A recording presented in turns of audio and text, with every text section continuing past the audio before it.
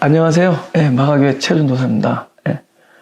지난 12월 말에 동영상 이렇게 설교 올리고 거의 한 달하고 반이 지났는데, 제가 죄송합니다. 너무 이렇게 자주 설교를 올리지 못해서. 그러나 이제 제 마음속에는 무슨 그런 거 있잖아요. 겨울잠을 잔다.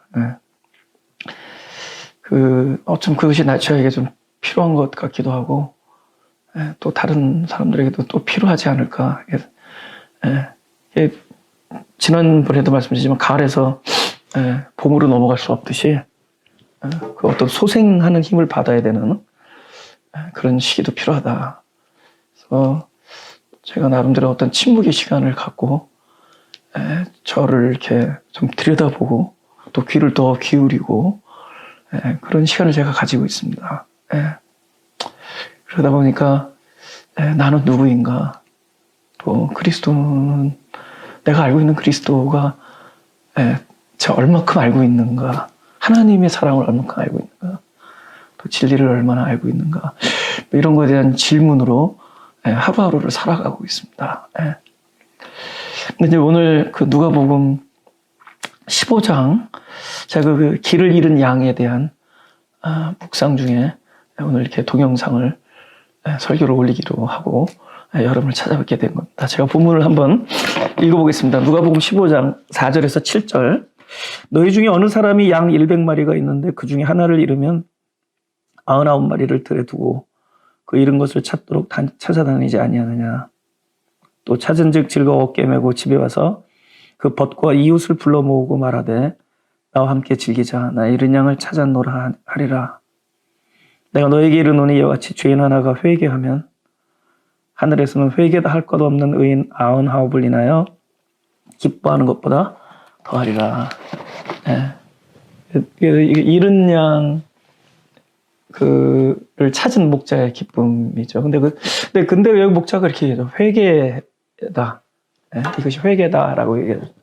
물론 우리들이 전통적으로 생각하기를 회개는 우리의 그 잘못된 행위를 고백하고 또 우리의 의지를 발동해서 다시는 그런 삶을 살지 않겠다고 뭐 결단을 한다든가, 또 하나님께 이렇게 용서를 구한다든가, 그런 것을 회개로 우리가 생각하고 있죠. 그런데 좀 더 그것이 아니라는 것이 아니라 좀 더 본질적인 의미에서 이 누가복음 15장에 예수님께서 이렇게 정의해 주시는 거예요. 행실이나 의지보다는 상태의 변화다. 뭐 이런 거겠죠. 지금 그 상태, 그러니까 자세히 보면은 그 목자와 그 양의 거리가 떨어져 있는 상태, 분리된 상태잖아요. 근데 행위는 여기서 나오지 않습니다. 왜냐면 내내 이른 상태로 있었으니까. 그죠? 이 양은, 뭐, 목자를 만나기 위해서, 물론 부르짖고 겁이 나서 떨기도 하고, 울기도 하고 했겠지만은, 결국은, 목자에 의해서 이렇게 분리됐던 것이 합해집니다. 그러니까 상태가 변화되는 거죠.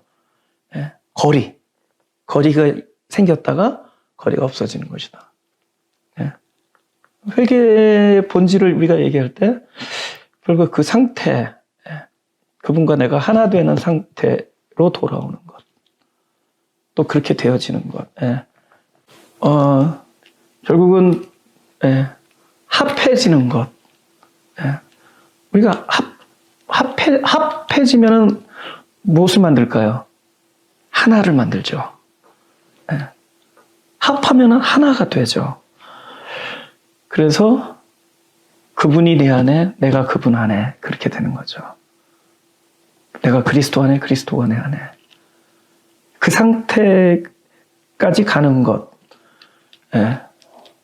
그 상태로 가는 이 여정을 보면은 처음에는 오랜 시간 동안 본인이 잃은 자라는 것조차를 모른다.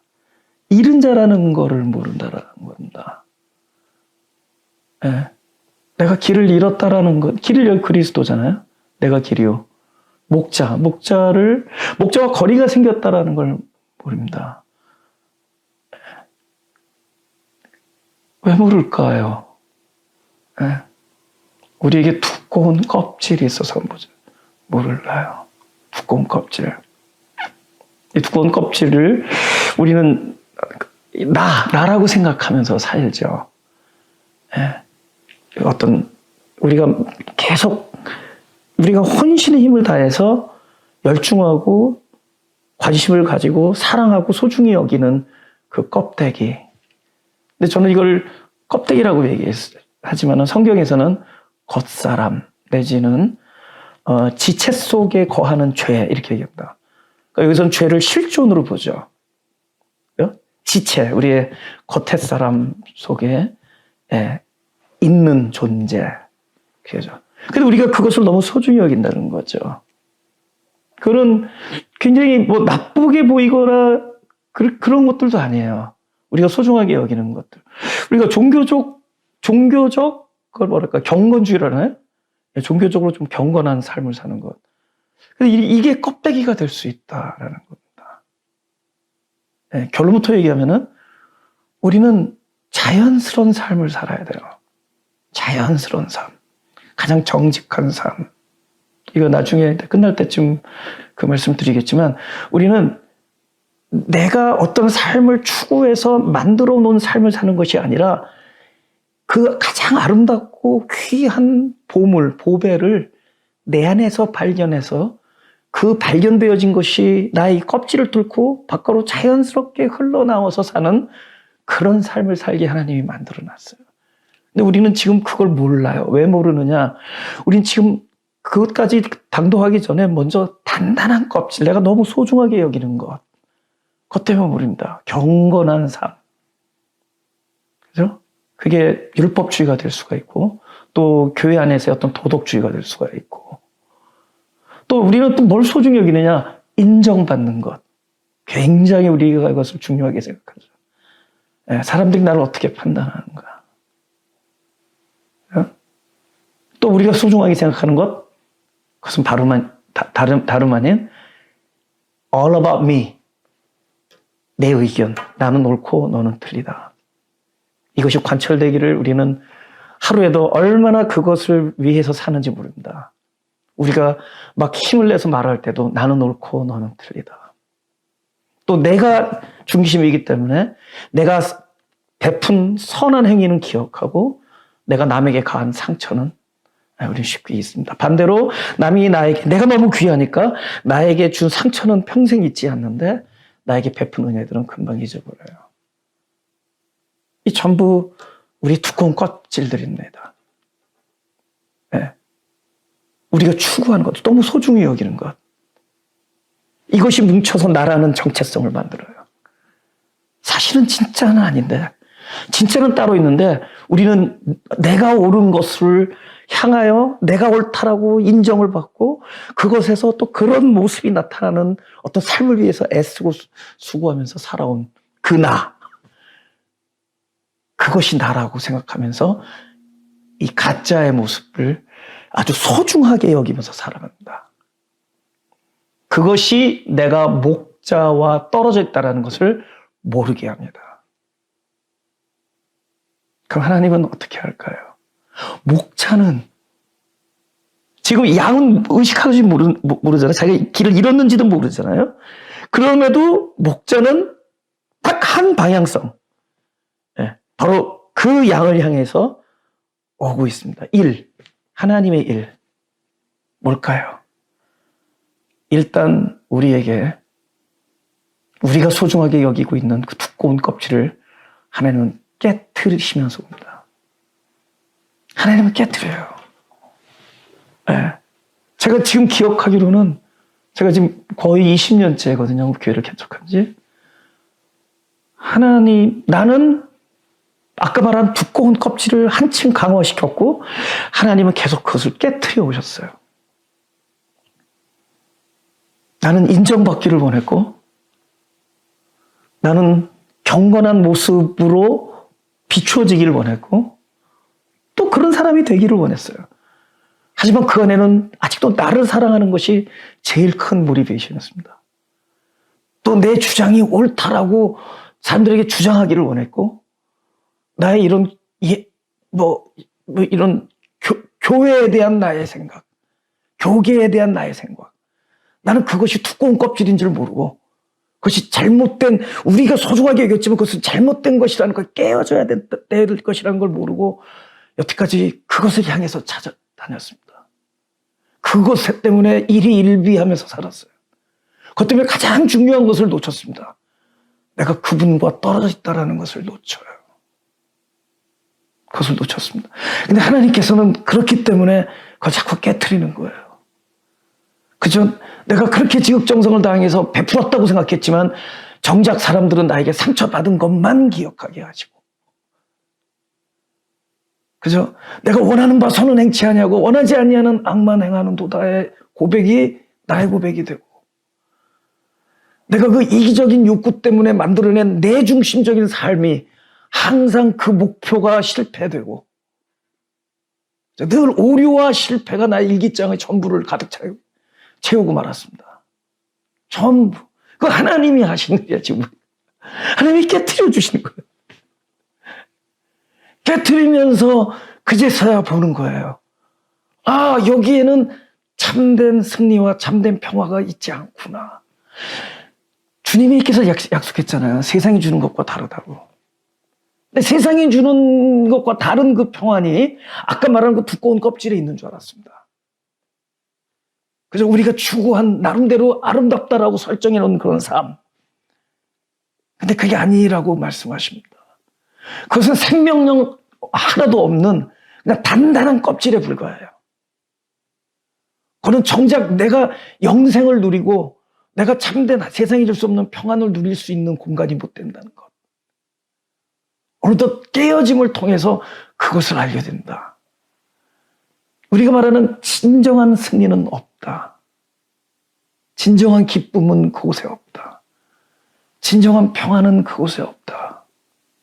아, 내가 진짜 이런 것들 때문에 지금 정작 길을 잃고 있구나. 그죠? 우리 성경 한번 볼까요? 누가복음 15장 11절에서 14절까지 읽겠습니다. 또 가라사대 어떤 사람이 두 아들이 있는데 그 둘째가 아비에게 말하되 아버지여 재산 중에서 내게 돌아올 분깃을 내게 주소서 하는지라. 아비가 그 살림을 각각 나눠 주었더니 그 며칠이 못되어 둘째 아들이 재물을 다 모아가지고 먼 나라에 가 거기서 허랑방탕하여 그 재산을 허비하더니 다 없이 한 후 그 나라에 크게 흉년이 들어 저가 비로소 궁핍한지라. 제가 드리고 싶은 말씀은 요 비로소 요 어떤 지점이 있다는 거죠. 우리가 잃은 자로서 살지만 더 참 슬픈 것은 내가 잃은 자라는 것을 모른다는 거라고 했잖아요. 근데 그 모름이 이렇게 변해서 어느 순간에 비로소 어떤 순간이 온다는 거죠. 이걸 다른 말로 복된 시간이 온다는 겁니다. 비로소 그런 순간들이 온다는 거죠. 아, 내가 잃은 자구나. 99마리하고 한 마리의 비유가 나오는데 왜 한 마리 얘기를 할까요? 네 얘기다라는 거죠. 그 한 마리가 네 얘기다. 아, 내가 잃은 자구나. 그죠? 뭐 교계를 개혁하고 많은 사람에게 영향을 끼치고 네가 잃은 자. 그거 한 마리가 저거든요. 그래서 99마리가 등장하는 겁니다. 그 한 마리가 너다. 그 얘기예요. 아, 비로소. 근데 영 기쁘지는 않습니다.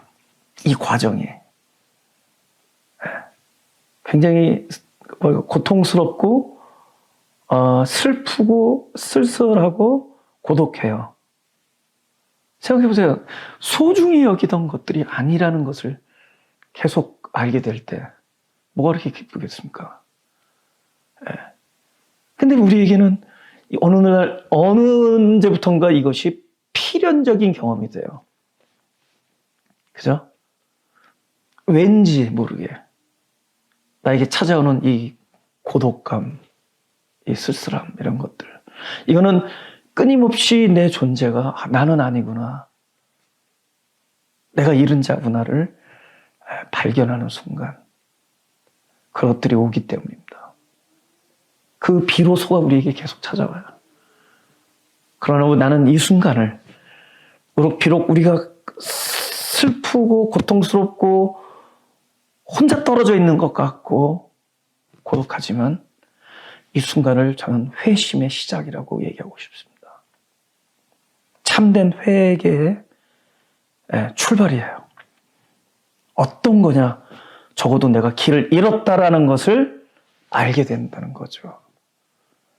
내가 잃은 자라는 것.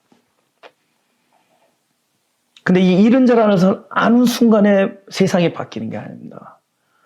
그 잃은 자가 또 겪어내야 되는 과정들이 있어요. 한참 동안을, 오랜 동안을.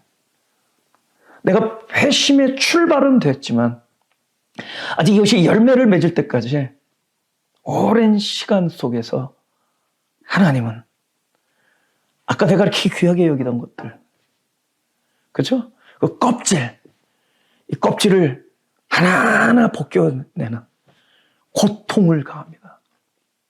우리가 이것을 상실의 고통이라고 해요. 상실. 가장 아픈 거 아니에요? 내가 소중히 여기던 것들이 상실되어지는 것.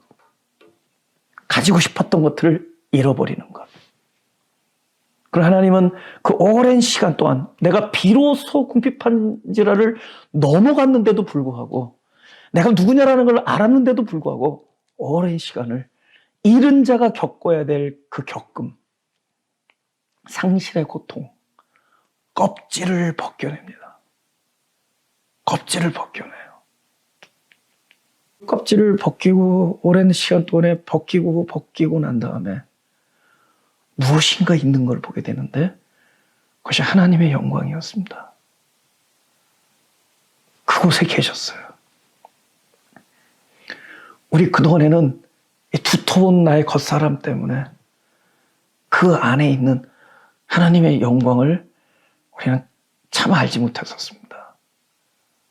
그러나 이 영광은 나의 그 상실의 고통의 과정을 다 거친 후에 내가 사라지면은 그곳에 계시고 그곳에 원래 계셨었던 것,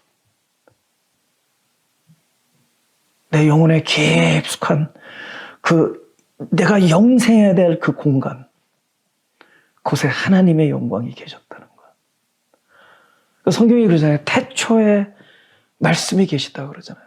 우리는 태초가 먼 옛날로만 생각하지만은 태초는 나와 상관이 있을 때 태초입니다. 바로 그곳이 나의 영혼이 될 때, 그 계심, 그분의 계심이, 계심의 자리가 이것이 나의 깊은 속이 될 때, 그것이 태초라고 얘기할 수 있고, 그것이 하늘나라라고 얘기할 수 있고, 그것이 영원한 현재라고 얘기할 수 있는 겁니다. 그것에 우리는 영광을 발견해요. 우리가 아까 겉사람을 경건하게, 그죠? 아까 그 껍질을 단단하게 하기 위하여 그렇게 애쓰던 것들이 부질없음을 알게 되고, 우리가 무엇인가를 노력해서 얻는 것이 아니라 이미 우리 안에 그 영광이 내재되어 있음을 발견하게 될 때, 이거 되게 중요합니다. 여기 양이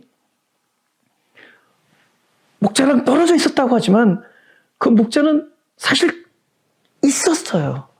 내가 그리스도와 떨어져 있었다고 하지만 그리스도는 이미 계셨어요. 내가 몰랐던 거예요. 그것이 먼데 있지 않고 내 안에 계신 거예요. 하나님의 영광이 이미 뭐라 그래요? 너는 하나님의 성전이고 내가 너 안에, 너가 내 안에 계셨어요. 그 계신 거를 알게 돼요. 고통의 끝에 그분의 내재함을 알게 되고, 이것이 내가 영생을 누려야 될 내 참된 나, 진짜 나, 그것이 내가 소중히 여겨야 될 나 자신, 모든 평안과 승리는 그 안에 있다라는 것. 그래서 우리 기쁨이나 우리의 만족이나 부족함이 없는 모든 것이 그곳에 있다는 것. 이것은 그냥 획득해지는 것이 아닙니다. 참된 회개.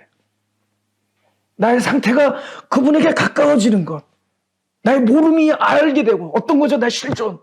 내가 이런 자라는 실존을 알게 되고, 그것이 나의 회심의 출발이 되고, 하나님께서 목자의 일을 끊임없이 가하셔서 나에게 고통이라는 거룩한 상실의 고통을 주셨을 때, 그것이 때가 이르면 그 때에 가서 우리는 진짜 내가 발견해야 될 가장 소중스러운 하나님의 영광, 하나님의 나라, 요한복음에서 말하는 로고스, 말씀, 그분이 계심을 보게 되는 겁니다. 그 계심에서 저절로 나를 통하여 흘러나가는 거예요. 그죠? 그 빛이 나를 향해서 들어왔다면, 그 들어온 빛을 내가 바라보게 됐다면, 회심의 출발은 사실은 그 안에 있지만 내가 몰랐기 때문에 나를 여기 바깥에 있다고 보자고요. 그것이 안으로 들어와서 이 회심의 열매, 그죠? 결과, 그때가 되면은 이제는 이 안에 있는 영광이 밖으로 저절로 흘러나가게 됩니다. 거기에 은혜가 있고 사랑이 있고 화목이 있고 나누어줌이 있고 참된 승리가 그곳에 있다라는 겁니다. 우리가 경건한 사람이 되려고 애를 쓰기 전에 내가 경건하지 아니함, 나는 경건할 수가 없음을 우리 껍데기 안에서 발견하고 하나님의 일에 의해서 참된 경건이 내 속에 이미 하나님의 영광으로 내재되어 있다는 것을 발견하고 나서야 그 경건이 나를 통하여 자연스럽게 흘러나가게 된다는 이 삶의 순서, 이거 쌍방향이거든요. 그죠? 이렇게 들어서 이렇게 자연스럽게 흘러나가는 이것에 이제 진짜 내가 소중히 여겨야 될 그 나의 아이덴티티, 이것이잖아요. 이것이 이렇게 깨지면서 들어와서 이 안에 있는 그 하나님의 모든 그 하늘나라의 자원들이 이게 흘러나가게 되는 이 전체를 주님께서는 회심이라고 말씀하시는 것 같습니다. 회개. 전 아직도 잃은 자로서 살아갑니다. 그럼 문득문득 발견되어져요. 그러나 또 잃은 자로서 살아가요. 또 문득문득 발견하게 됩니다. 아마 하나님이 이런 일을 끊임없이 가하시겠죠. 그러면 어느 날 그분의 영광을, 그저 그 광대한 영광을 내가 발견하게 될 때 우리의 그릇은 더 커지겠죠. 더 많이 사랑하고 더 많이 자유하고 더 많이 베푸는 사람들이 되겠죠. 이 모든 것의 기초는, 하나님의 영광이 발견된 기초는 어쩌면 지금 이름이라는 실존의 어두움일 겁니다. 근데 그 어두움이 기초가 돼야 빛을 비추게 하고, 그 빛을 비추게 하는 그 빛이 우리에게 아는 빛이 돼서, 그죠? 예수님도 그랬잖아요. 하나님의 영광을 아는 빛, 예수님의 얼굴에 있는 하나님의 영광을 아는 빛, 이것만이 생명을 살리는 빛이 돼요. 우리가 남에게 사랑을 한다, 남을 도와준다, 남에게 사랑을, 생명을 전해주려고 한다. 그것은 먼저 하나님의 영광을 발견하고 나서야 내 얼굴에 그것을 아는 빛이 돼야지.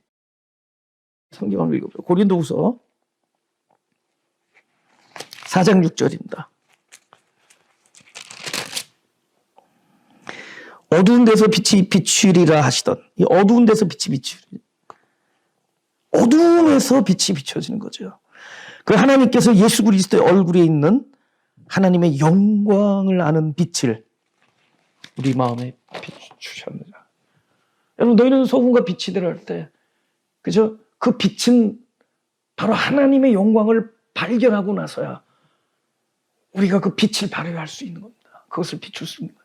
그러나 그것의 첫 출발은 우리 어둠의 실존을 이 아픔 속에서도 바로 발견하는 겁니다. 아, 그 한 마리가 바로 나구나. 그 한 마리가 바로 나구나. 내가 공들이고 있는 나는 내가 아니구나.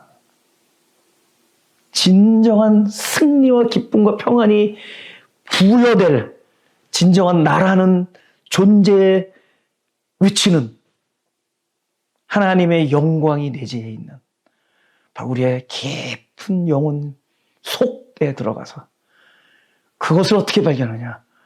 우리의 상실의 고통 속에서 그것을 발견할 때 그곳에서 하나님의 영광과 함께 이 세상을 비출 수 있는 저와 여러분이 될 것이라고 저는 믿습니다. 그리고 마지막으로 제가 뭐 항상 그렇다는 건 아닌데요. 저야말로 굉장히 그 두꺼운 껍질에 둘러싸여서 어쩌면 하루하루를 살아가는 그런 사람일 거예요. 그러나 저도 내가 길을 잃은 당사자라는 것을 그분의 열심으로 인해서 알게 돼서 비록 그 순간에 쓸쓸함과 아픔이 오지만은 그것을 아는 것이 저에게는 큰 축복이에요. 그러나 이것이 진도가 나가서 그 아까 말한 보배를 발견하는 그 지점에 이르게 되면은 그때마다 어떤 제 삶의 변화가 좀 일어나는 것을 함께 나누고 싶습니다. 그러니까 항상 그렇다는 것이 아니라 하나님께서 하시고자 하는 나의 참된 변화. 아까 회개가 상태의 변화라고 그랬잖아요. 그러니까 내가 그 상태가 변화되는 그 경험은 아까 그 과정을 통해서 보배를 발견해요. 근데 그 보배를 발견하면은 그 아름다움이 저에게 다 이렇게 채워져서 저의 언어가 저의 마음이 아름다움으로 충만하게 돼요. 그죠? 우리가 만약에 아름다운 꽃을 봤다. 근데 그 꽃을 보면서 그냥 무의미하게 넘어갈 수도 있는데 어떤 거는 그 아름다움을 깊이 느낄 때가 있습니다. 그 꽃이 아름다워서가 아니에요. 그 꽃을 바라보는 내가 아름다움으로 충만해 있기 때문에 그렇게 표출되는 겁니다. 우리가 무엇인가에 대해서 얘기할 때 그 사물을 얘기하는 게 아니에요. 무엇인가에 대해서 얘기하지만 그것은 자기를 얘기하는 겁니다. 그런데 다른 것도 아니고 영광을 보았기 때문에 그 아름다움이 내 안에 뭉쳐지면은 우리는 아름다움을 언어를 사용하고 아름다움을 나눠주고 아름다움이 우리의 삶에 이렇게 기초들이 돼간다는 거죠. 그거 외에 우리가 만들어내는 것은 두꺼운 껍질에 불과하다.